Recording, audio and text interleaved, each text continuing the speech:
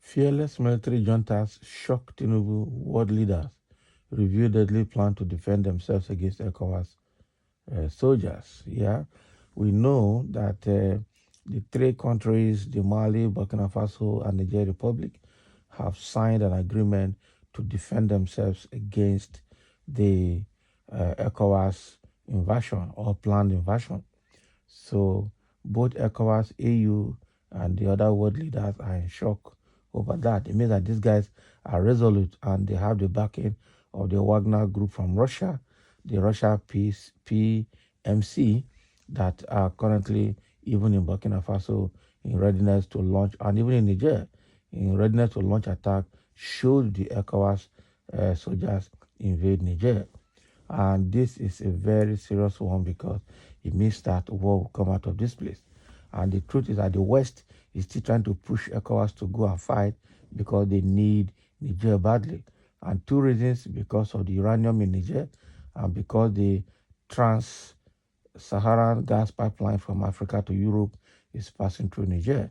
And the issue in Niger will disrupt that project. They are in trouble.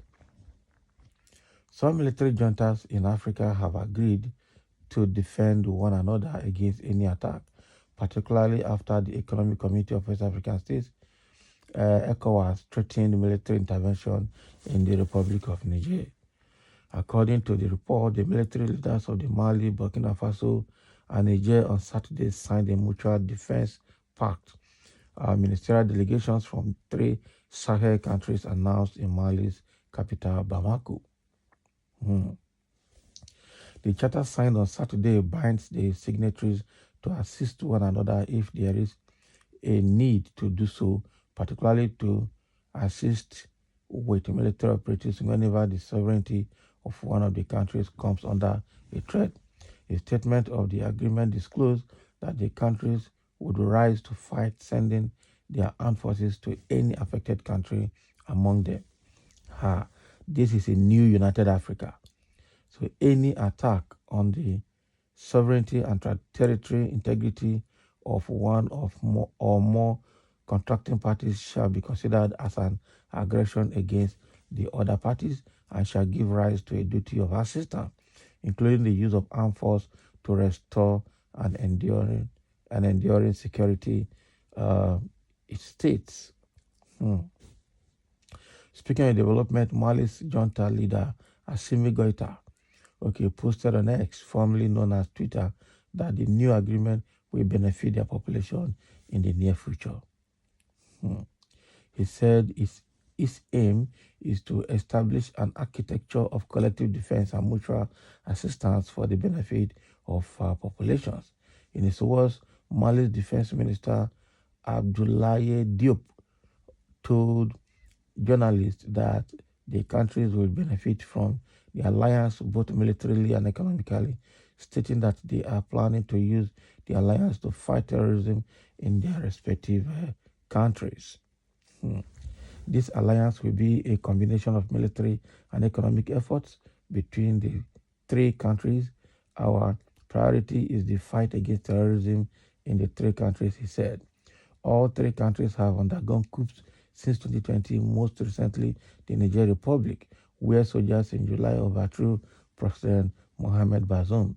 And this has resulted in a war tension among the West African countries, as many countries in the region frowned against military dictatorship. So Mali, Niger, Burkina Faso juntas signed mutual defense pact.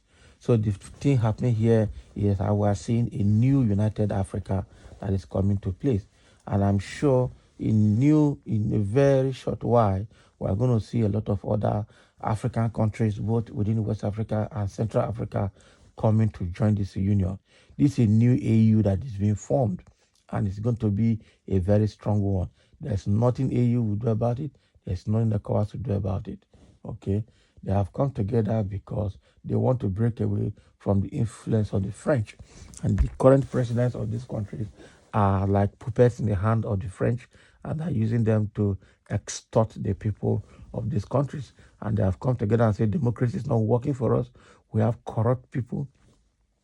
And so we are going to take over, we are going to correct the wrongs, and then we'll come back again to democracy at our own time. And we shouldn't be pushed, we shouldn't be forced. Exactly.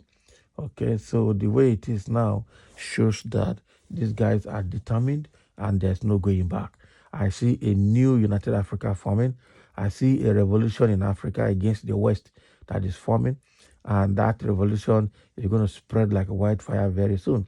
So I'm sure those countries within West Africa, within ECOWAS, and the entire AU that are frowning against the military coup in this country, in other countries, are just because they are being threatened. Okay, the threat here is on presidents who are rigging themselves to power against the will of the people, or who have overstayed in office and are perpetually remaining president for life for those countries. That is not democracy. That is the democratic dictatorship happening in those countries, especially democratic coup for those presidents that have rigged themselves to power against the will of the people, such as Nigeria, Tinubu, that happened in the 2023 general elections. So, and there is a lot of other things, again, in addition to the Western exploitation of these countries as well. For instance, how can Niger Republic have a mining site, random mining site, but the mining minister cannot go to that site until he takes permission from France? Or how can Niger or all the Francophone countries send their money and their resources to France for storage, and then when they demand to get their money, France will give it back to them as loan and collect interest? What does that mean? That's crazy. So the exploitation is out of hand. Okay, it's really, really, really out of hand, and that is why these countries are saying enough is enough. Right now, Emmanuel Macron, the president of France, is crying that the French ambassador to Niger is under hostage with his team. We have asked them to leave, but they refuse to leave. And Macron is saying that the military junta has no jurisdiction or the power to send his ambassador away because it's not democratic. But then they have seized him and they're going to force him out of the country, and nothing will happen. So with these three countries coming together, signing this defense pact shows that a revolution for a new independence is forming in Africa. And I'm sure the Western world is worried about it. And I'm sure it's going to be one of the topics during this United Nations General Assembly summit that is taking place at New York now. They are going to discuss military coup in Africa. I'm sure it's going to happen. But it's not going to add any value, because a revolution has started to break away from the influence of the Western world.